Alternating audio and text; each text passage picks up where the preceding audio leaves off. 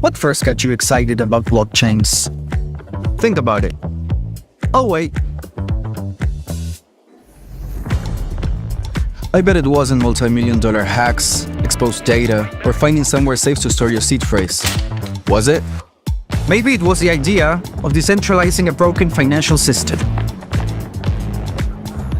Maybe it was imagining a world where people own their own data and get to sharing the value it creates.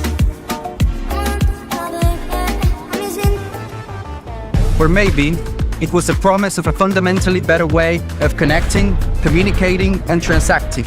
The next phase of the internet that empowers us instead of exploiting us. So why hasn't that happened yet? Why are we still living with the same broken system that blockchains promise to fix? It's because blockchains can't keep a secret.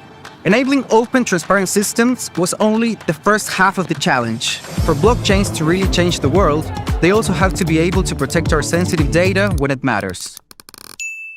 And that's why we built Midnight, to bring down the final barrier to mass adoption and unlock the full potential of the decentralized web. Let's build the internet we deserve, together.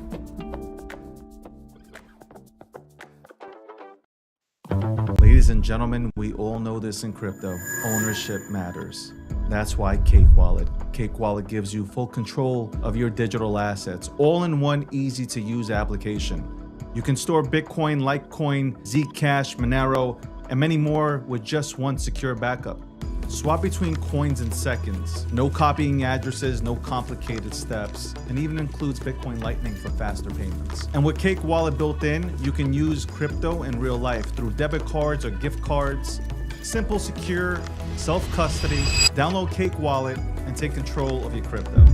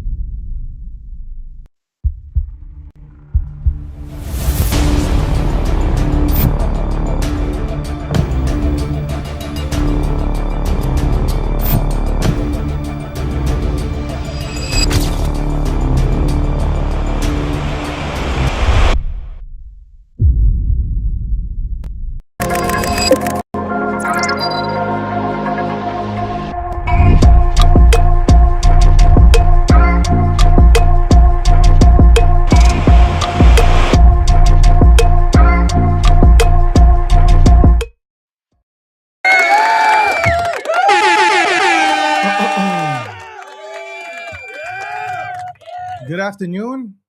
It's good afternoon. Good afternoon, ladies and gentlemen. It is the breakdown episode 712.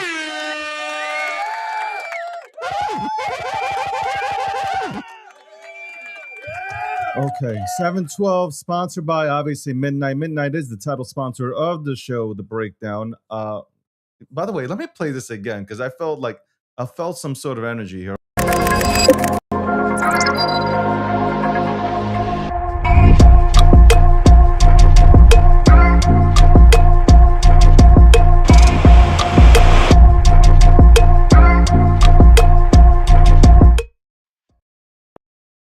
I just felt it. Let me play that. Play that again. Play that.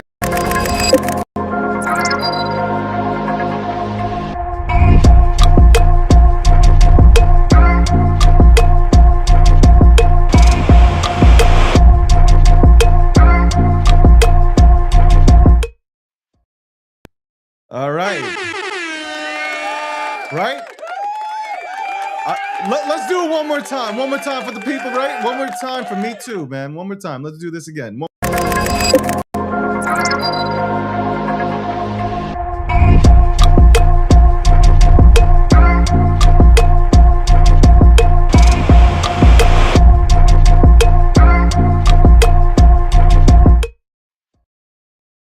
Angle of front, man. Yeah. Yeah. Yeah. Yeah. Yeah. Like the clips would say. All right, we're going to get right down to it. There's a lot to talk about, right? A lot to talk about, right? New look, right? It's just that I don't got the suit on today, but that's okay because it's fucking 85 degrees out there. And as soon as this show is done, and as soon as I'm done with a few calls, my ass is going out. Okay. I know you guys are staying in. You guys don't know what the sun is, and you haven't seen green in about what, 6 years or 8 years, whatnot. I'm going out.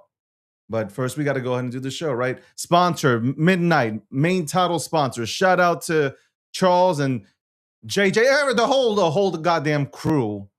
The whole damn crew, man. We got to get Charles on this month. Go ahead and break down some stuff. Let's also go ahead and give a big shout out to Polymarket. Polymarket is the official prediction market sponsor of the breakdown. Also, we have Cake Wallet, the most secure wallet, one of the most secure wallets in our industry. So if you're gonna hold Bitcoin, if you're gonna hold Monero, Litecoin, you hold it with Cake Wallet. Okay, there you go. Give them another round of applause. And Quiet Network. Got Alan and Dr. K over there building some incredible shit, and that entire team is building some incredible shit. We'll break that down a little bit. Well, we broke it down a bit when we had Dr. K on. We'll break it down more, even more so as we move forward. Move forward with this program. Bitcoiners gotta love it. Bitcoiners gotta love it. Also, shout out to Cash App.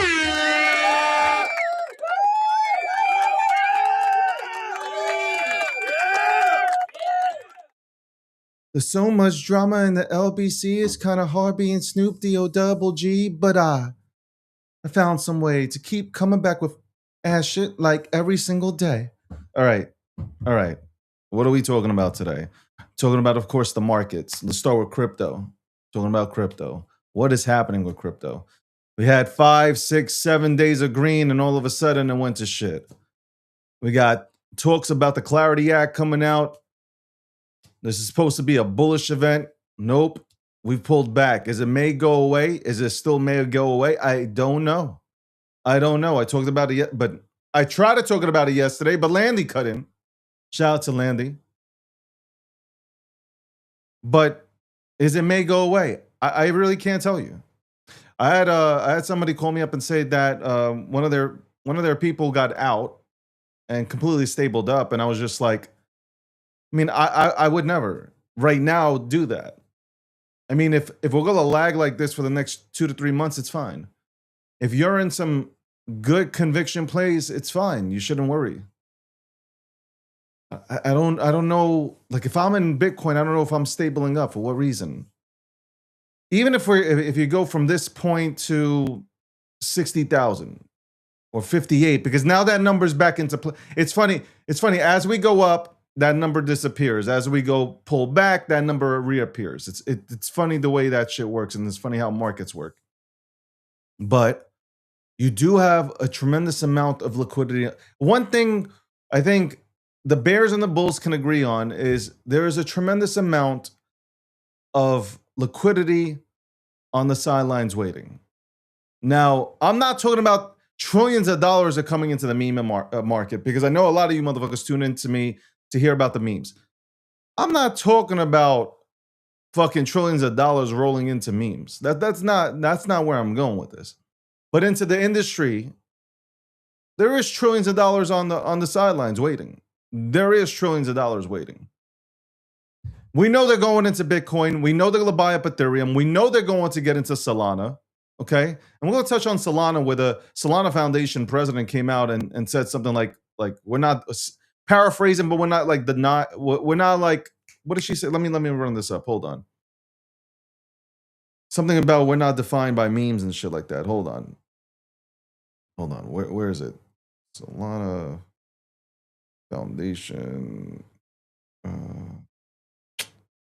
I'll find exactly what she said. Where is it?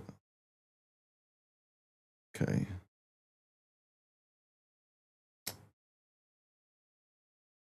Maybe it was a reply. It was definitely a reply. Hold on. Definitely a reply. Let me try to find it. Come on. Come on. Where is it?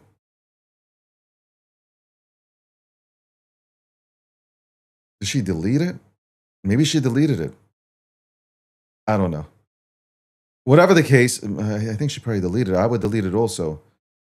It was something to the tune that like, you know, Solana isn't all about memes, but it was a little bit harsher.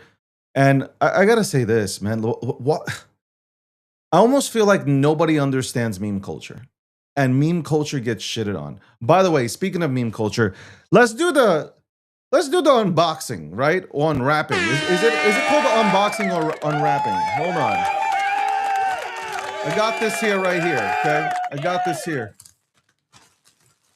All right. Should I tag him? Maybe I should tag him. Hold on. I don't think it's fair, right? I'm all over the place.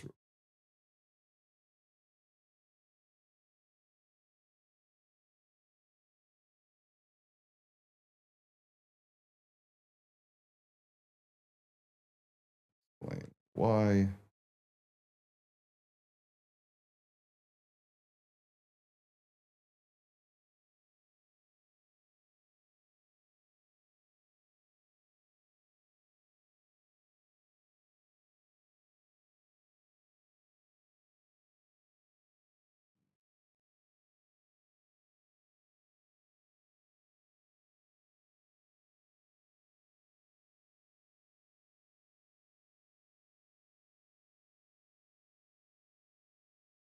Okay. All right, look, I've been waiting for this for a while now. A great community, the Poo community. Before I continue on and like really get into the meme economy, and then I'll talk about Bitcoin, and then I'll talk about Solana and Ethereum, and some other shit that I want to go ahead and touch on. Let me do the unveiling of what I got. I got this right here. Let me see. I got this right here from the. By the way, you can send me merch. You guys can send me merch. I don't understand why y'all don't send me merch. I love merch. You should send me more. Let's see what this is, man. This I hope you guys didn't poison whatever's in here, man. Hope it's not like poison and stuff. Ah, look. All the Poo motherfuckers are hiding in here. Hold on. Let's see. Bro. I got two of Poos. All right, let me give it. Hold on. I got there you go. I got. Is this a plushie, man, or is this a book bag? What is this? Is this the Poo book bag, man? What is this, man? This looks like a Poo book bag. Oh shit. Let's see. See what this is. Oh, there you go. All right, yo, let's go. We We got Apu in the house. Shout out to Apu, man. Shout out to Apu. Look at Apu. Yo, the Apu, the pants, man, up to the chest. This shit making me laugh. All right. Shout out to the Apu community. They're hella funny, man. Some good people up in that community for sure. Um, yeah, I'm autistic as well, so shout out. Yeah. This is cool. This is fucking cool. Right? Me and Apu's doing the show with me today, man. Apu's doing the show to me. But that's hella cool, man. I got two. So I'll put this over here for now. I'll put this up. Thank you for this. And again, like y'all can send me this. I love the sweaters, man. Actually, you know who sent me a sweater? Unicorn Fart Dust sent me a sweater. Somebody from the Unicorn Fart Dust sent me a sweater, and I should go ahead and actually not right now, but I should actually rock it. But again, anyway, shout out to Apu. All right. But do you see how the meme? Do you understand why memes are cool? Because like you have real communities. Like I'm talking about the real communities. I'm not talking about the zombie tickers, as I call them, that just shoot off every 5 seconds over Pump.Fun or whatever launchpad. These communities are really about that life, man. They become the characters. Like a lot of these people become the characters, or they feel like that the character expresses them in some sort of way. And I go back to this again. I remember when Dogecoin was popping. You had a lot of new people in retail that came in through Dogecoin because they seen it on Robinhood, which again, Robinhood is going to be a major catalyst if we go ahead and make a comeback. And I'll explain that again.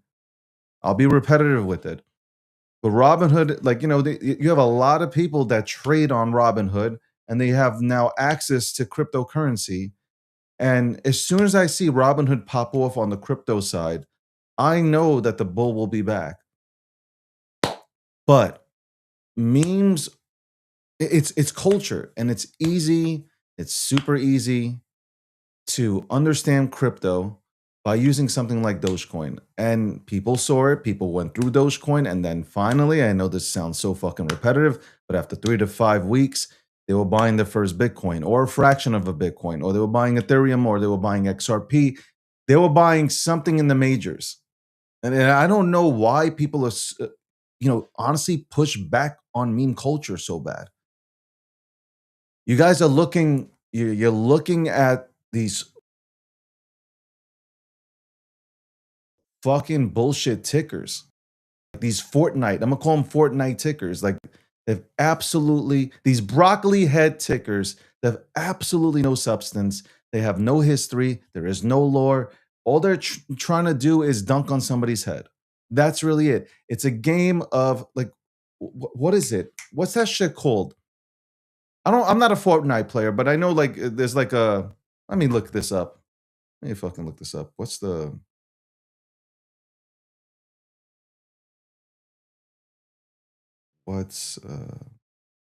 Fortnite?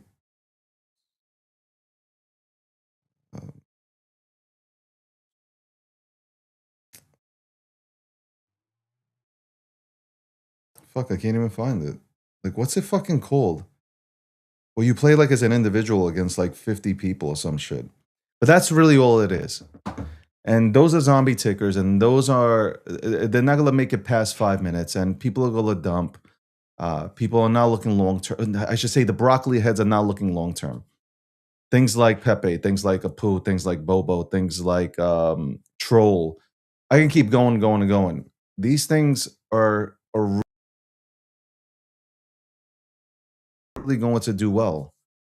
There's a reason why our blockchains that have prayed and that have tried to bring over the meme economy unsuccessfully. They've tried everything possible because they saw the opportunity to, yeah, you might not like the gambling shit that goes on, but sooner or later that side of it matures, and then you can go ahead and have your new clientele. And that's the way some of these blockchains look at it. Solana won. Solana won. And it's going to win. And a lot of people are giving me hell for this about Solana. Like, I put out a tweet saying that Solana is going to win this war in terms of getting the meme culture and a good portion of meme culture on its blockchain. Same thing like with Ton. And I'm not paid by Ton. Like, everybody who talks about Ton automatically is paid by Ton. No. But like users on Telegram, 1 billion plus users on Telegram. And I'm sure a good percentage are into memes. They also might be a player. It might be Ton and Solana at this point. I'm not saying, by the way, I'm not saying like a Pepe, which is on Ethereum, and other things that are on Ethereum that are legit, that maybe have IP rights to them, that they're not going to run. That's not what I'm saying. But it's no longer, hey, we're going to Ethereum, where it used to be, hey, let's go to Ethereum because they got you got the dank ass memes are on there. No, that's done with. It is easier to participate on Solana. I'm pretty sure it's going to become easier to participate on Ton. I can't even believe I'm saying this. I have a lot of, obviously, people look at me as an ETH maxi at times, and they call me an ETH maxi. And I'm sure a lot of Solana people are fainting with the way that I'm giving massive props to Solana. But it's true. Solana found a way. They found a way to bring the culture onto their chain. I remember when Bonk came out, and Bonk was really it. Let's really, if you want to talk about it, like Bonk, I remember Bonk being the starting point for the onboarding of meme culture onto that chain. I went on a show and I said, like Bonk, whatever, this shit ain't gonna work. Because at the time, people were talking about, and people showed, like, a lot of influencers got airdropped a good amount of supply. And I was like, man, this shit is definitely not gonna work, and it's not gonna work on Solana. Well, guess what? It did work. It did work. It brought a lot of people in. Am I a fan of all these broccoli heads being here? No, I'm not. Definitely not. Am I a fan of Pump.Fun? No, I'm not a fan. Respectfully, I'm not a fan of Pump.Fun because I just wish Pump.Fun would give a legitimate meme a chance to fucking breathe. Not when, like, you put out a meme and then 94,000 other memes go ahead and push out as well. And now there's mass confusion. Everybody's trying to go into all 95, liquidity spread out thin. But Solana did its thing. Binance Chain, BNB, they were a huge competitor to Ethereum. They gave Ethereum a run for their money until they went ahead and said that they're going to kill Ethereum and overtake Ethereum, and that's when their chain broke down. But still, people did use BNB. There were memes on BNB, successful memes on BNB, but they were never in close reach of taking Ethereum's market share. Solana came in and did that.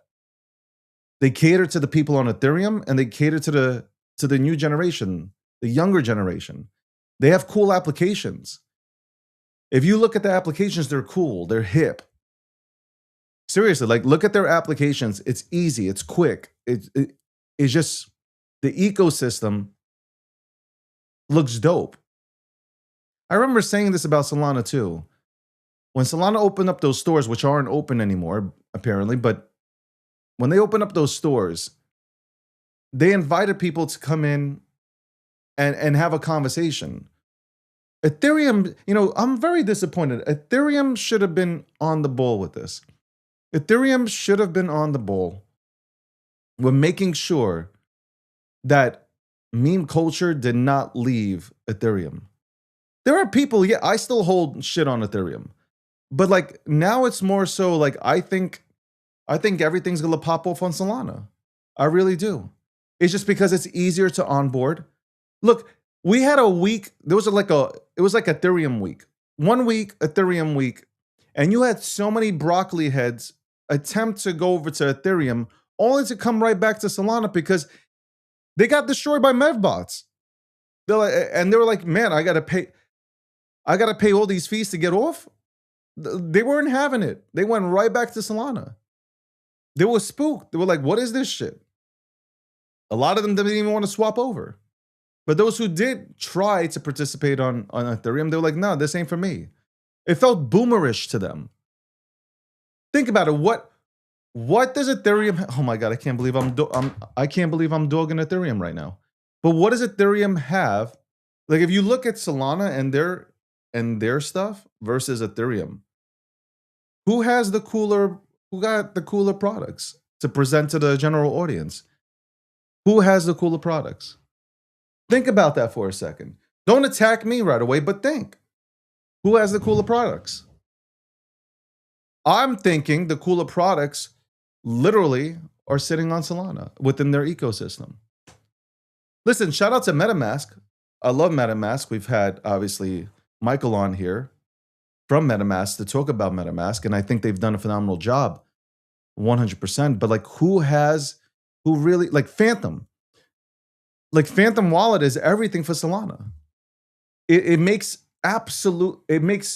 sense if you're trading. It makes 100% sense if you're trading in the meme economy to use Phantom because it's quick. It's 2 seconds. So I don't know. Obviously, a lot of these memes don't have liquidity in them. A lot of these memes have no purpose. A lot of these memes are just made for a quick buck. Okay, it's whoever's first who wins kind of thing. Whoever's first kind of thing. First to get in, first to get out. Those are the winners. But it's sad. It really is sad, man. I'm fucking thinking about this right now. It is really sad. But somebody said, I had a conversation with somebody about this. I wish we can go back to the old times.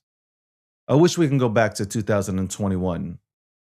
Where, like everybody was excited for projects to launch. There were security audits done by CertiK. Not saying that CertiK is great anyway, but there were security audits done by CertiK on every fucking single token that would come out or that would be created. It was fun watching developers develop contracts. All this stuff, you just couldn't come out here taking shit over. You couldn't be vamping stuff. Like none of that was happening. You were waiting for one thing to come out. You would wait for one thing to come out, and people would actually go into memes, whether they were at 2 million, 5 million, 10 million, 15 million. It didn't matter, man. People would go into these entry points that I just named out for you. No problem. They're like, holy shit, I'm in. Now, if people don't get in at 20K, it's over. Motherfuckers don't get in at 8K, it's over. They're not even touching it. They're looking for the next one. That's the problem. They won't go into 20K, 50K, 100. No, I don't have enough. I don't have a million tokens because everything's, supply cap is usually capped at 1 billion. Oh, if I don't have a million plus tokens, I'm not going in. I got to have at least 0.5%. But it was so cool back in the day. It was so fucking cool back in the day. I feel like back in the day, it was just a few years ago, but back then, where you waited, number one, not everybody could create a contract. Number two, you had to hire real developers, which you would have to pay $50,000 to $150,000. Legit, that's what you were paying, $50,000 to $150,000 to onboard developers to create you a contract.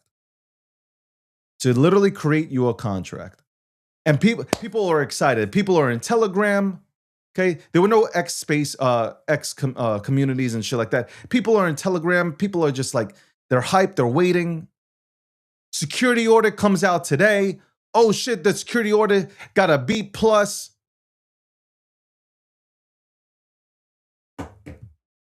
Listings actually meant something on exchanges. When something got listed, it was like, oh shit, it got listed. This is crazy. There was excitement. This is what I'm trying to say. There was a lot of excitement back 4, 5, 6 years ago. There was hella excitement within the meme economy. People were actually fucking excited. They were excited to participate. They were excited to be a part of something. Did everybody win? No, not everybody's gonna win in general. Not everybody's gonna win in life. But there was an opportunity, man. There was an opportunity to be a part of something. You met people. You became friends with people. You still talk to the same people till this day. I do. It was a great time. Spaces were actually great. Listen, I can show them off. 11,000 people, 22,000 people. Shiba Inu. I had an interview with Shiba Inu. 22,000 to 30,000 people in a goddamn space. 11 to 15,000 people in a space every single time you open one up for Dogecoin. It was exciting, and people were like calling up their relatives and their friends like, yo, you got to join in. This is some kumbaya shit. We're going against the man type of thing.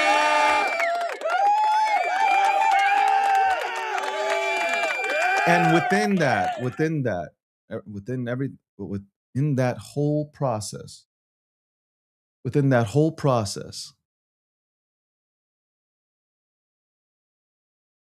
that entire process, we were able, this is what I did. I was able to tell people, look, memes are great. Meme culture is phenomenal. Bitcoin is the end goal. And people will be like, why Bitcoin? That's boomer stuff. I'm like, it's not. It's not boomer stuff. At the end of the day, you need to acquire as much Bitcoin as possible. And then you have these conversations that are in layman's terms. You don't have to talk about getting a node. Okay, you don't have to tell people with Bitcoin, you don't have to tell people get a node, or this is how the blocks work and block wars and history. No. People at that time didn't even know that they can buy a fraction of a Bitcoin. They didn't know that you're sitting in these circles. People are interested in cryptocurrency. Mainstream media is bashing crypto. Just look at the times that I went on TV. Crypto is being laughed at. People are bashing it. They are just terrorizing it. And here come people like, hey, should I believe mainstream media? Tell me more. And people wanted to have the convo. There was no toxicity. I'm telling you right now, the toxicity back then is nothing compared to what it is now. But there's a lot of people that have lost, and they're a bunch of losers, and they have nothing to do but to wake up in the morning and be negative. But back then, man, I sound like I'm fucking talking about the 90s or some shit, but back then, it was a fucking celebration, man. It was a fucking celebration. And then people understood, hey, I can buy $500 a week of Bitcoin. That's what I'm going to do. And you had people that started to buy $500, fractions of $500 of Bitcoin, $1,000, recurring buys every single week. Some of these people are still here, and guess what? They're Bitcoin rich. And a lot of that had to do with the meme economy. I don't give a fuck what anybody says. I don't care if people disagree with me. That's, you know what? It doesn't matter. I know what I witnessed, and I know what I saw. I know what I witnessed. I witnessed more people in a goddamn Dogecoin room than in a Bitcoin room. I used to get invited by Bitcoiners to come into their room so they can get a crowd in to their room, only for them to go ahead and just absolutely try to dog people for getting into things that weren't Bitcoin. That's why I've always said Bitcoin had one of the most horrific marketing campaigns of all time. Don't get this confused. You got a lot of people that 100% stand on business, and they're the reason why Bitcoin is successful. But the way they went about talking to people that were just getting in, terrible. I went into a lot of these spaces on Clubhouse, on X Spaces, at the time Twitter Spaces, and I would go toe-to-toe in battle. Like, why are you speaking to people? Are coming in here interested. They want to know about Bitcoin, and yet you're ragging on them. And then you're ragging on them because you ragged on them, and they went over and they got into memes or they got into Litecoin, or they got into Ethereum, and then they come back, hey, I got into Litecoin or Ethereum, and then you get on them. Oh, that's trash. That's just shitcoin. All that negative talk, when you're trashing somebody, right? When you're trashing somebody, it doesn't get them excited to go ahead and buy into your shit. Like, think about it. Somebody drives a Honda Accord or a Honda Civic. You're driving a Ferrari. The dude who's driving a Honda Accord has money. Okay? He just got all alligator arms. But you're speaking to them, and you're gonna, if you think that you're gonna trash their fucking car and then gonna go ahead and buy a Ferrari? No. It's not what's going to happen. But if you talk to them like a human being, be like, yo, listen, you've made a lot of money in your life. Maybe, just maybe, you want to go ahead and experience a good time. Maybe you want to hear a fucking, a wonderful exhaust note as you're driving down and you give them this picture and boom. You know what? Maybe it's time for that Ferrari. Allow them to test drive your Ferrari. Just like there were Bitcoiners that came out in the beginning every single day, handing out free Bitcoin to people. Anyway, we'll be right back after this commercial break. I'm litty on this one right now. What first got you excited about blockchains? Think about it. Oh, wait. I bet it wasn't multi-million-dollar hacks, exposed data, or finding somewhere safe to store your seed phrase. Was it? Maybe it was the idea of decentralizing a broken financial system. Maybe it was imagining a world where people own their own data and get to sharing the value it creates. Or maybe it was the promise of a fundamentally better way of connecting, communicating, and transacting. The next phase of the internet that empowers us instead of exploiting us. So why hasn't that happened yet? Why are we still living with the same broken system that blockchains promise to fix? It's because blockchains can't keep a secret. Enabling open, transparent systems was only the first half of the challenge. For blockchains to really change the world, they also have to be able to protect our sensitive data when it matters. And that's why we built Midnight, to bring down the final barrier to mass adoption and unlock the full potential of the decentralized web. Let's build the internet we deserve, together. Ladies and gentlemen, we all know this in crypto. Ownership matters. That's why Cake Wallet. Cake Wallet gives you full control of your digital assets, all in one easy-to-use application. You can store Bitcoin, Litecoin, Zcash, Monero, and many more with just one secure backup. Swap between coins in seconds. No copying addresses, no complicated steps, and even includes Bitcoin Lightning for faster payments. And with Cake Wallet built in, you can use crypto in real life through debit cards or gift cards. Simple, secure, self-custody. Download Cake Wallet and take control of your crypto.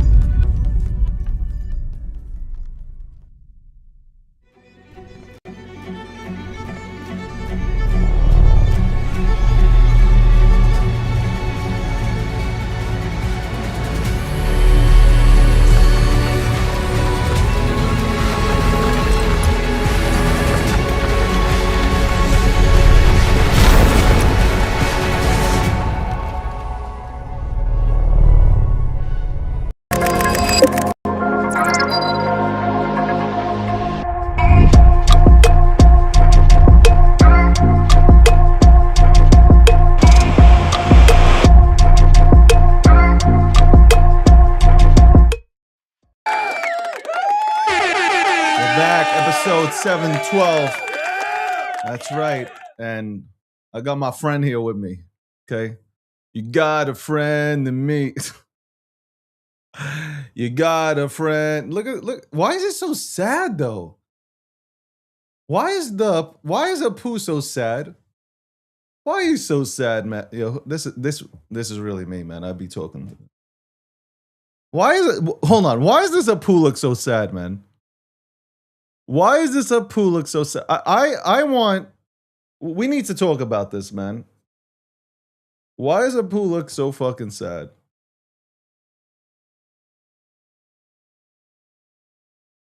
Oh, look at Apu, man. Like what? Look at him.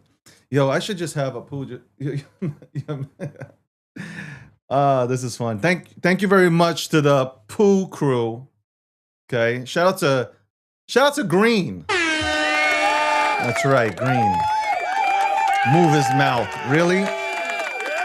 Really? I can't even move his mouth though.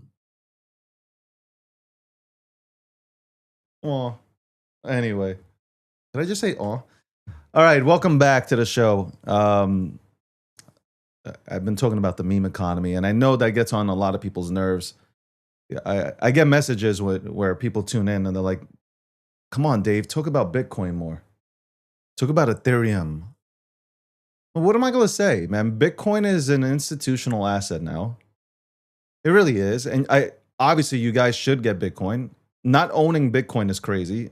Everybody should have at least 0.5 Bitcoin to their name. And if you have the money, you should have at least one Bitcoin and just put it away. Just take one Bitcoin and put it away. Get yourself a ledger, whatever it is, put it away. You'll thank me later. I think everybody should have 32 Ethereum. I've always said this: one Bitcoin, 32 Ethereum, right? And that used to be the thing back then. One Bitcoin, 32 Ethereum.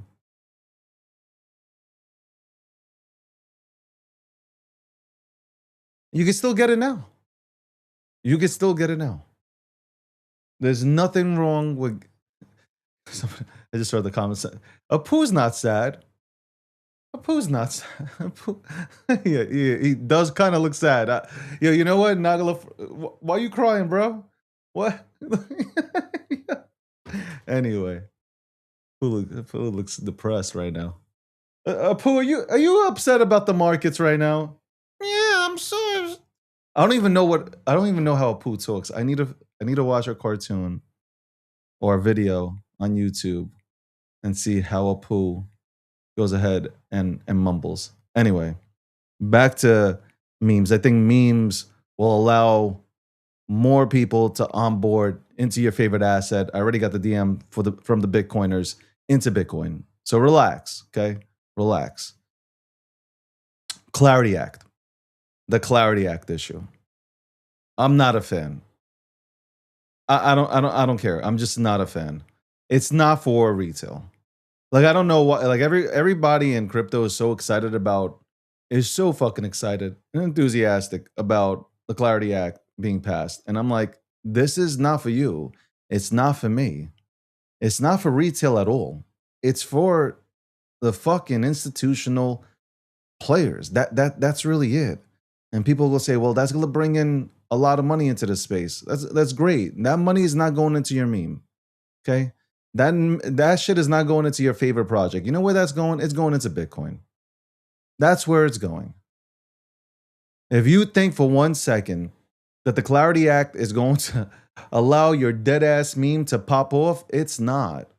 It really is not. And I said, and I had this conversation with Landy yesterday. If you guys watched, when we were going back and forth, at the end of the day,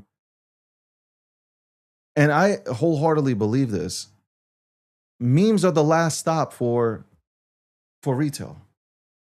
You could, and I've been doing this, you could follow, you shouldn't follow, but you could do what I'm doing.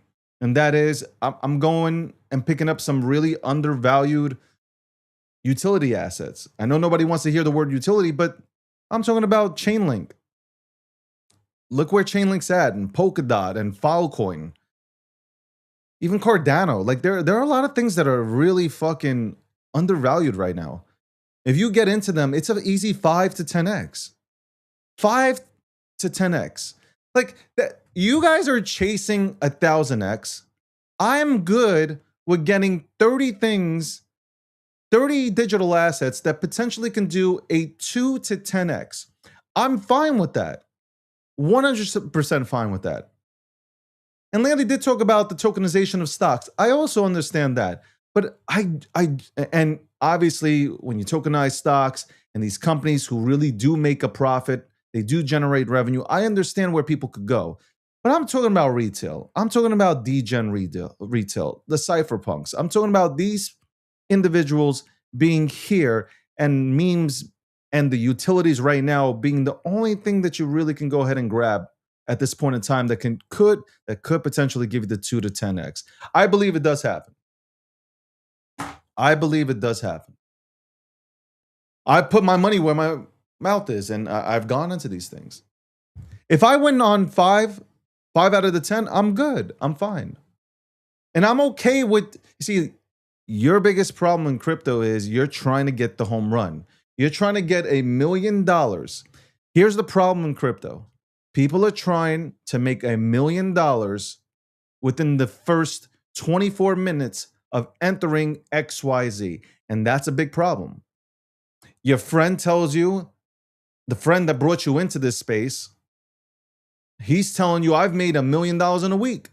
You're expecting the same thing. You're thinking you can go into any random fucking digital asset and you can make $1 million plus easily. Your friend accidentally walked into that. Your friend accidentally made millions of dollars. Not everybody's going to, and I don't want to say an accident because like you have to be in the right place at the right time, but like not everybody's going to walk out of here with $1 million. First of all, you need to figure out what life-changing money is for you. Why are you setting it at $1 million? Like if you're making $40,000 a year working at IHOP, okay, with tips, $40,000 with tips at IHOP, and you're able to live off of that, then maybe just lower your expectations a little bit. And I hate saying that because I'm always like, go big or go home.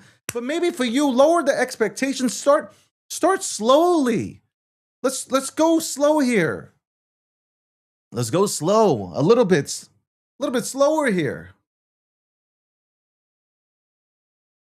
How about you say, look, let me make $50,000 in a month or in 2 months. Let me see if I can make 50,000. I'm going to put in 5,000. Let me see if I can make 50,000.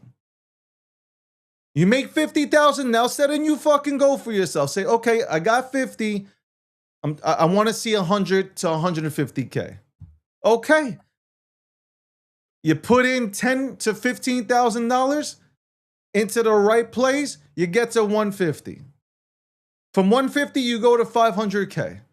So on and so. Make it realistic. Make the goals realistic. You guys are coming in here with $5 and saying, I'm going to make $1 million. Like, it's, of course you're going to be disappointed, man. A lot of you guys are 3s and you want to date Cindy Crawford or like Sydney Sweetie, right? Well, whatever her name is, man. Guys are literally ugly as hell. Like, I appreciate the confidence. Like, first of all, I appreciate the confidence. I love when people are confident in themselves. And people say, you know what? I can date Megan Fox. Like, that's how y'all are coming into this. That's how people are coming into crypto. They're like, yo, of course I can get Megan Fox's number.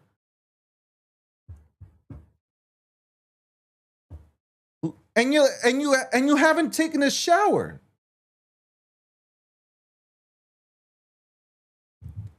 And God knows how long. Your clothes, you smell like shit. Like, somehow you're gonna cop Megan Fox's number. Megan Fox from the Transformers, by the way. I'm talking about Megan Fox Transformers. First Transformers, Megan Fox. Okay? I'm not saying she doesn't look good now. I'm just saying I'm talking about Fox back Transformers. That's who we're talking about.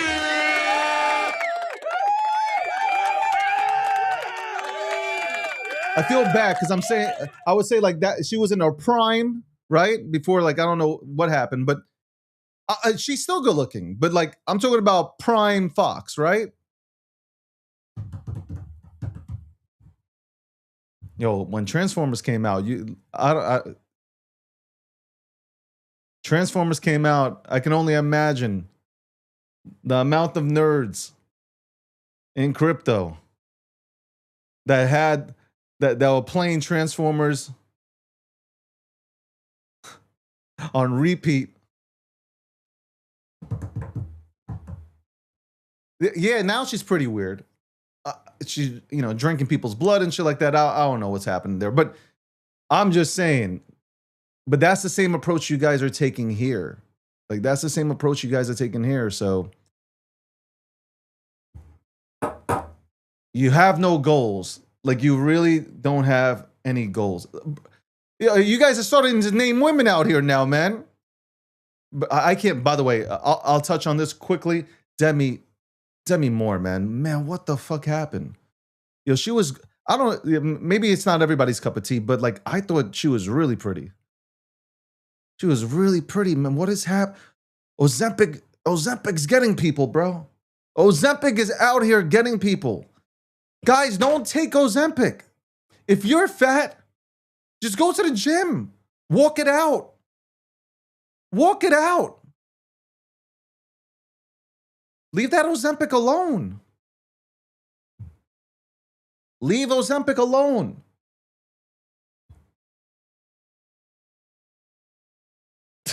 No, seriously, man, work out. Man, I feel so bad. I'm like looking at these celebrities. I'm looking at Ozzy Osbourne's wife and daughter. Like, God rest his soul, man. Like, what's that all about? By the way, men don't like. I'm gonna speak for the men out here, real men. Okay, men don't like that. Like 100. Like, I don't like that. Skinny ass, nah. Like you go fly away. Like literally playing to the tune of Lenny Kravitz's song. I'm a fly away. Hey, hey. Like for real. Drop the Ozempic. Women who there are women that tune into the show. Listen, and a lot of people think I. First of all, I'm a big supporter of women. Okay, just look back at who supported women in the crypto space. Me. Okay, who made a magazine about? Second magazine from Gokhshtein Media was all about women in Web3. This is me. I've always been supportive of women. Bottom line, real women. Real women. Talking about real women. Always been supportive. Always have showcased real women who know and have real value about blockchain within the space. I've said this. I don't understand how we can be. Corporate America pushes out obesity like it's a good thing. And I also say that being anorexic isn't cool too. Go to the gym. Eat right. Go to the gym. You'll be fine. You will be fine. Men like women that have something to them. I'm gonna say this again. Men like women who have something to them. Okay, we don't like bony ass women. Like I'm sorry. Like we don't like anorexic women.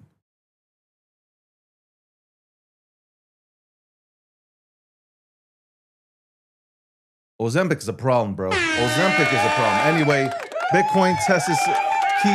Where is Bitcoin right now? Hold on. I don't even know where Bitcoin is at right now. Hold on 1 second. Look, let's see where Bitcoin. I went into fucking. People will think I'm fat shaming and skinny shaming and shit. Bitcoin is at 76,749. We got Ethereum at 21. BNB is at 639. XRP is at $1.36. Solana is at $84. Tron is at 35 cents. I don't know how Tron just stays here at 35 cents. Dogecoin number 9 at 10 cents. And at number 10, Hyperliquid is at $48.67. Cardano's in the 13th spot. Listen, I think Cardano will get back into the 10. I have no doubt about that. But Zcash is on the move, 577 on that, and Monero is at 392. Privacy coins are starting to cook. That's another thing that people should go ahead and look into. That's another thing that people should 100% definitely look into. 100%. Privacy coins. Monero, Midnight, Zcash, Litecoin, Dash, even Verge. I'm telling you, these are the things that I've been doing personally. Besides, yo, what did you say, Julie? We used to joke that G Media was, yeah, like nobody can ever get on me, like in terms of, oh, you're no. Gokshi Media was literally always like 95% women. And I love the way that people used to say, like, hey, man, like, you only had yes people around you. Yes, what? Like, nobody fucking agreed with me ever. Ever. Even though it was right, nobody agreed with me. And that was fine. That was totally fine. But privacy coins, I think, are absolutely going to be a hit. There will be a time where they will cook, especially when liquidity comes in. Because people want privacy. No matter what people say, people want privacy. People want privacy.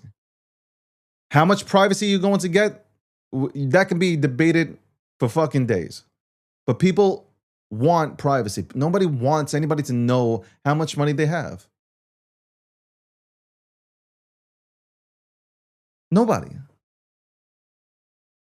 So I think this is what happens.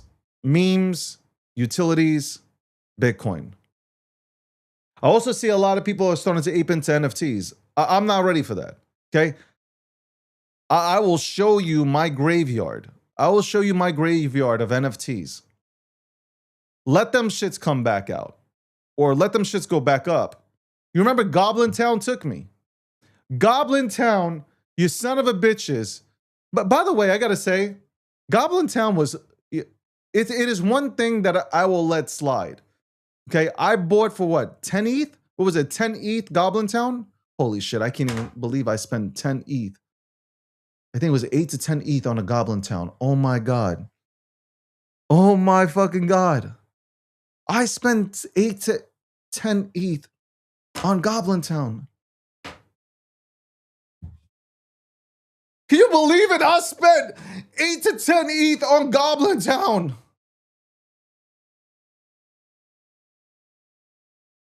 I will never forget that room. I came into that room and they were like, serious investor, look at, oh my God, it's David, serious investor. And I was in there and I remember this, 2:15 in the morning, I said, okay, I'll buy one. They got me. They got to me. They would not let up on that voice. And they put me on the website. I think, you know what it is? They cater to my ego. They put me on the website and I was like, okay, I'm in. And I bought one. And they were talking about like it can, because you got the hamburger one, it can turn into a, you lost me when the whole, spawn into different shit kind of thing. That kind of scares me though. When people start talking about NFTs, hold on, what is it? It's 30,000. I spent $30,000 on a Goblin Town NFT. Oh my God. Oh my God, I fucking spent $30,000. Hold on, I spent $30,000 on a Goblin Town NFT. What else? I spent, hold on. Goblin Town. What? I have so many NFTs. I don't know. Hold on. Other side? The other side? The other side. Oh my God. I fucking spend so much on, yo, do I even have to talk about how much money I spent in gas fees? Yo, you guys don't even, you broccoli heads turning in don't even know about the gas fees. You have no idea about the gas fees. Zero. Oh my God. I spent at least $25,000 on gas fees because it wasn't just the first day of getting the other side. I kept on getting the other side. And I participated in that game from Yuga Labs. Remember when, if you had an ape, you'd go in. Oh my fucking God. I really spent money on fucking NFTs. I've spent money. The NFTs are worthless. I probably spent 100 grand plus on Lazy Lion. No way. Yo, I was throwing like 8, 9 ETH at fucking Lazy Lions. Oh my God, this is horrific. I am traumatized right now. I am fucking traumatized. I don't even know if I can finish the show off right now. Holy shit. Oh my God. Oh my fucking God. This is crazy. I'm not telling my mother. I'm not telling my mother, man. I could have bought a property. I could have bought 3 properties. I could have bought 3 fucking properties, man. Oh, that's a hit in the nuts. That is a hit in the nuts. Yo, remember, and anybody who is around, y'all remember what the Lazy Lions did to me. They fucking opened up a space, 3,300 plus people, shaming me for selling one Lazy Lion.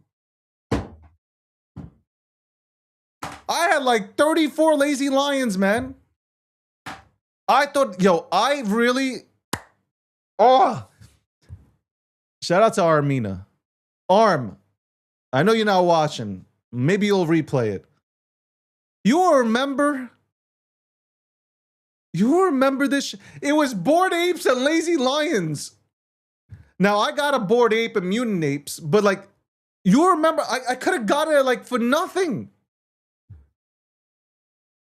I remember when Bored Apes were going into clubhouse rooms and making just like monkey sounds, bro. Like, I remember this.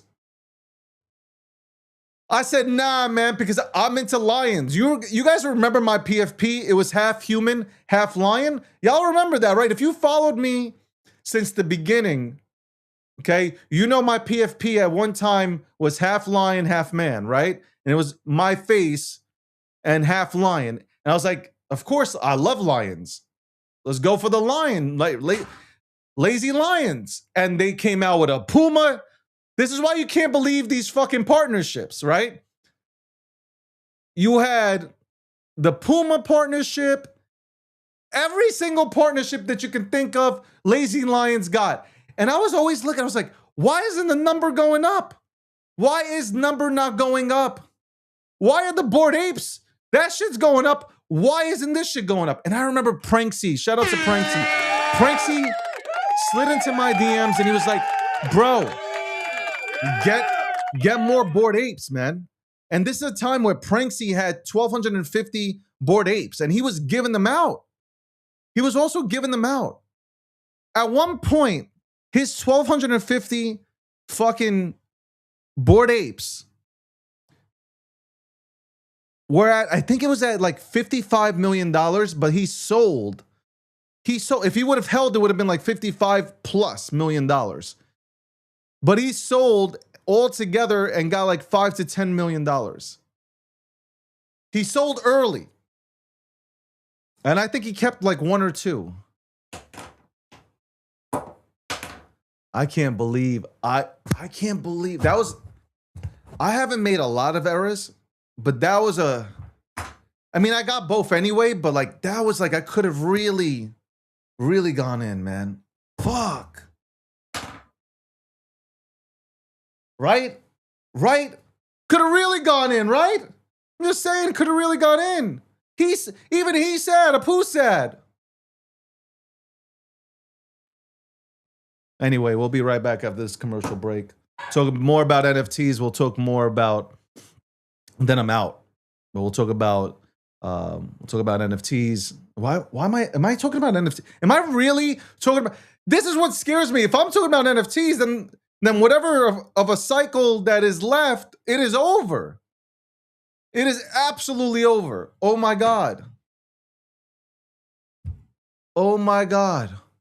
If we are talking NFTs right now, it is over. It is over. It is time to pivot to AI. I've said this in 2021, what did I say? When NFTs came out and when they were booming, I said we are at the end of the cycle. Go look back at my videos and my podcast. We are at the end of the cycle. Why? Because motherfuckers here do not have licenses. They can't drive and they sit on social media all day long. How else can they flex to the crowd? And that is by buying an expensive ass NFT. I'm talking about buying CryptoPunks for 500K and above, buying a Bored Ape for 1.2 mil. You already know. That right there tells you everything you need to know.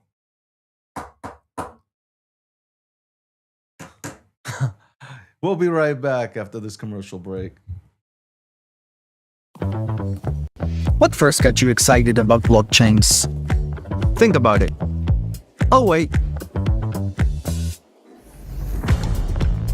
I bet it wasn't multi-million-dollar hacks, exposed data, or finding somewhere safe to store your seed phrase. Was it? Maybe it was the idea of decentralizing a broken financial system. Maybe it was imagining a world where people own their own data and get to sharing the value it creates. Or maybe it was the promise of a fundamentally better way of connecting, communicating, and transacting. The next phase of the internet that empowers us instead of exploiting us. So why hasn't that happened yet? Why are we still living with the same broken system that blockchains promise to fix? It's because blockchains can't keep a secret. Enabling open, transparent systems was only the first half of the challenge. For blockchains to really change the world, they also have to be able to protect our sensitive data when it matters. And that's why we built Midnight, to bring down the final barrier to mass adoption and unlock the full potential of the decentralized web. Let's build the internet we deserve, together. Ladies and gentlemen, we all know this in crypto. Ownership matters. That's why Cake Wallet. Cake Wallet gives you full control of your digital assets, all in one easy-to-use application. You can store Bitcoin, Litecoin, Zcash, Monero, and many more with just one secure backup. Swap between coins in seconds. No copying addresses, no complicated steps, and even includes Bitcoin Lightning for faster payments. And with Cake Wallet built in, you can use crypto in real life through debit cards or gift cards. Simple, secure, self-custody. Download Cake Wallet and take control of your crypto.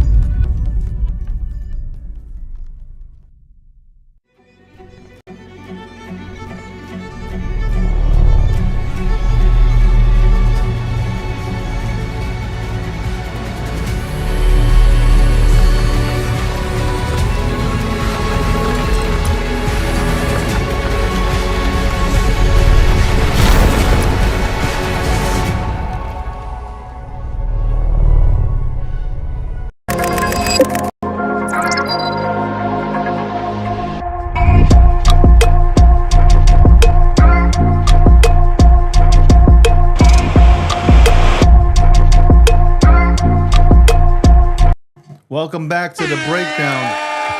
Play that again, man. Yo, I don't know. Maybe it's the beat.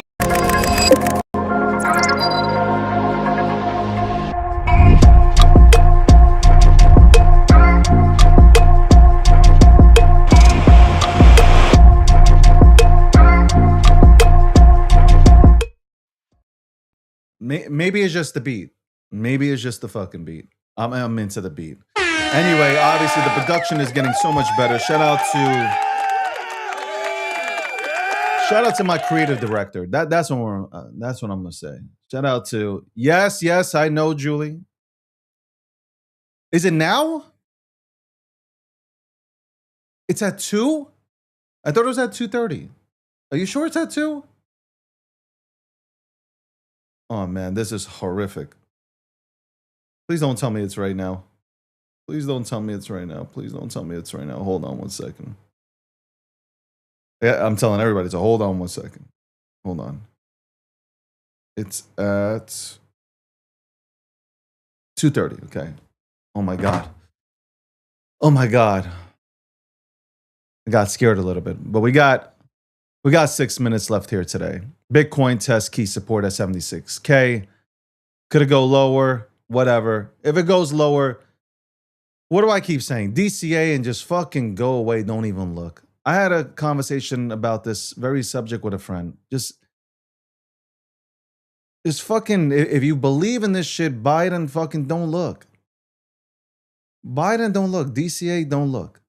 If you believe Bitcoin is a generational asset, like everybody is saying on mainstream media, like the big boys, institutional players who have products to sell are telling you that it is, then like buy it and just look away. Don't bother with it. Why are you looking at a chart and stressing out, man? It is beautiful. It is going to be 85 degrees and I'm going to tan. Why would I be stuck looking at a chart? Like I'm going to tan right after this Rare Evo call that me and Julie are going to be going on at 2:30. Like after that, I'm booking it. It's beautiful. Not a cloud in the sky. Green trees all over the place. I might, you know what? I might even hit I'm probably go to the beach. I'll put on my Speedo. I'll put on my Speedos, okay, and I'm gonna go to the beach. I'll put on my patriotic Speedos. I'm going to the beach. Just gonna be hanging around. Just gonna be hanging around.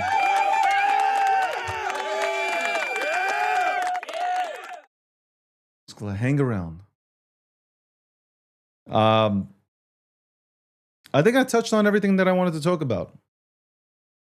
I'm not a fan of the Clarity Act because it's not for retail. And I'll stand on that. I know Penny Ann Boring, when she comes on to this show, maybe this month, I know she'll disagree with me. Because she was talking about, hey, let's pass the bill. And then, you know, because it's hard to pass a bill. Only 1% of bills get passed. So I respect that. I do respect that. It's crazy that only 1% of bills do pass. And it's because Congress don't fucking work with each other. So they don't work for the people. They work for themselves and whoever else is fucking paying them. And that's sad because the people get the brunt end of everything. But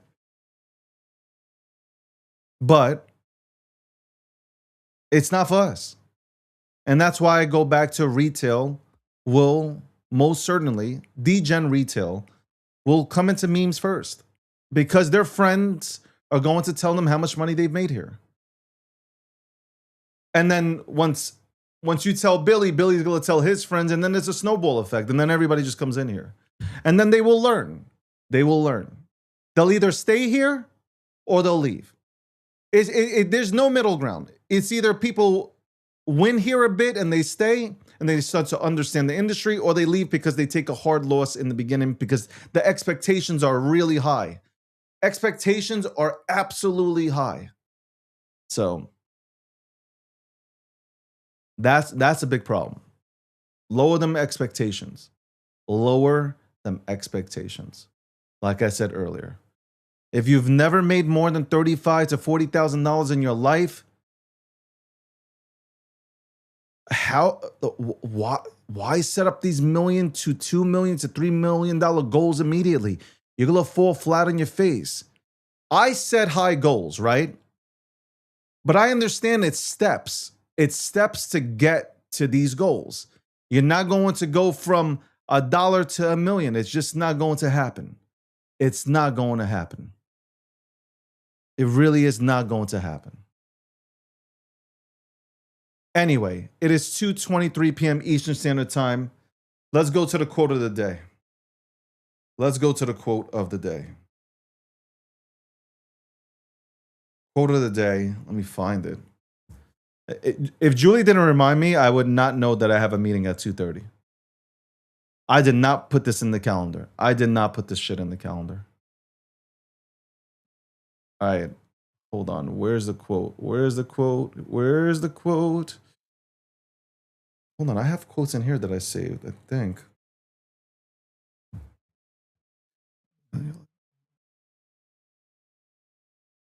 Okay, here we go. This is long. That's what she said. That's what she said. All right. The rarest people in life aren't the ones who clap when you win.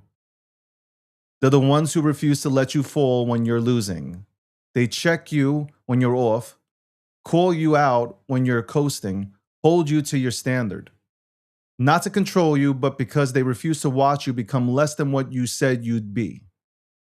Most people are there when it's easy. The rare ones stay when it's not. They don't just believe in your potential, they protect it. That's rare. Don't lose that.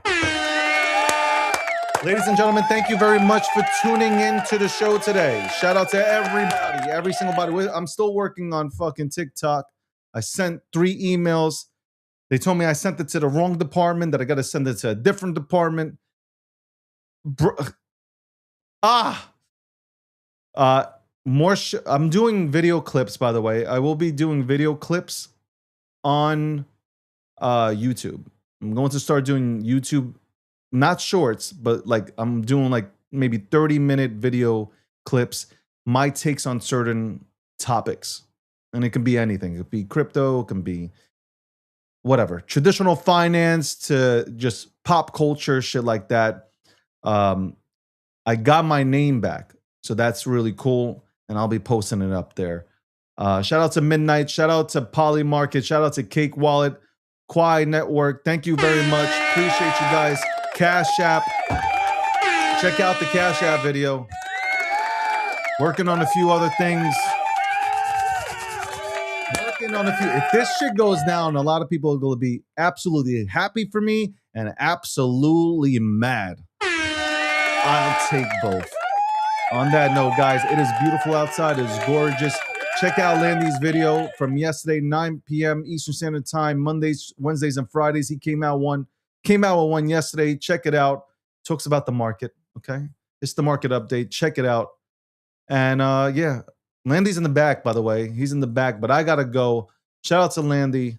Shout out to all you guys who tune in. I appreciate you. Somebody tell TikTokers to tune in on YouTube, man, for the time being until I get this fixed, because I'm not doing lives from the phone. I'm just absolutely not going to do a live from the phone. And shout out to Apu. Okay, shout out to Apu. Shout out to Green. Okay, Green. Why did you send me a sad ass Apu, bro? Like, what happened here? Why did I get the sad ass Apu? Is this normal? Does everybody get the sad ass Apu, or is just I got the sad ass Apu? Me and Apu, man. We're brothers. We're happy. And I was about to say something, but it's controversial these days. Anyway, I'm out.